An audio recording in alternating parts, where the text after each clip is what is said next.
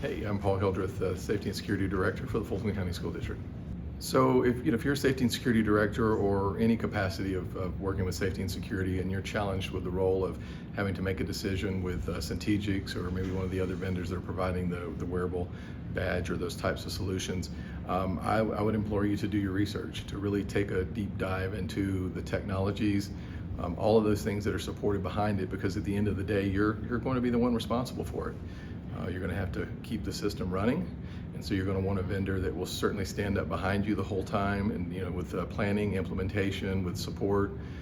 You're going to want a product that's of a great quality, one that's built from the ground up to be a safety solution, not one that's purchased off the internet from Amazon or other retailers, or kind of piecemealed, if you will. So I would just implore you to look at the whole big picture. Do your research, talk to other safety and security directors around the country, find out why they like what they like and how they're doing, what they're doing, and just kind of make it more of a research-based decision as opposed to one that just might be on an emotion. So as you take a deep dive into the research, what I think you're going to find is, especially when I talk to my teachers and some of the folks that use the badge in the school, is it's got to be something that's seamless for you, something that's not anything extra. And what I mean by that is, I don't want to have to think of wearing the badge as something else I need to do. It just needs to be a part of the culture of what you're doing. And so, I don't want you to have to recharge it.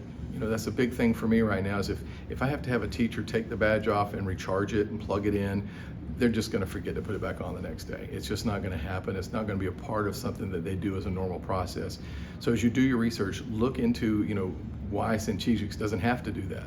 They have badges with batteries that are replaceable. They last maybe up to 2 years, depending on the use of the badge.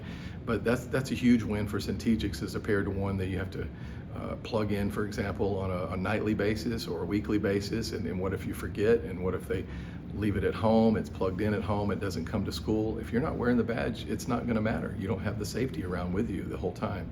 So as I think about the other pieces of research, look at the whole piece of it, right? It's not just does the badge work here and now, but it's got to be a system of components that work together.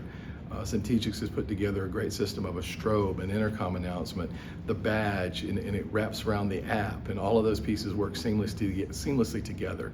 It should not be something, as you do your research, where you find that certain components or have other interdependencies with other systems that are out of their control.